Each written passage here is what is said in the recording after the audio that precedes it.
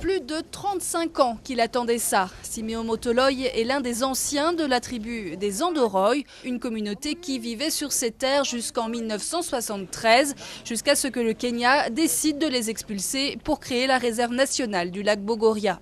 Aujourd'hui, la tribu, qui revendique 60 000 membres, peut enfin célébrer son retour. Elle prie pour attirer les bons esprits et chasser les mauvais de la terre de ses ancêtres.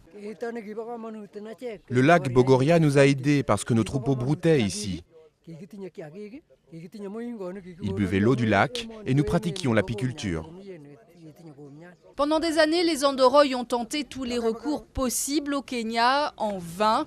Finalement, c'est la Commission des droits de l'homme de l'Union africaine qui leur a donné raison. En début d'année, elle a ordonné au gouvernement kényan de leur restituer leurs terres et de leur en laisser le plein usage économique, culturel et religieux. En obtenant justice, on pourra prendre part à l'ensemble des décisions. Et c'est ce que nous voulons.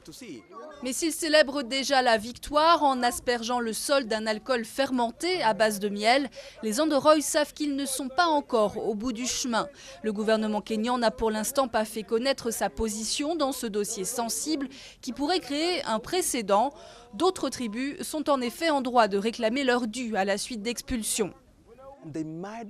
Elles pourraient obtenir gain de cause si elles suivent les principes, les directives et la jurisprudence générée par la décision sur les Andoroy.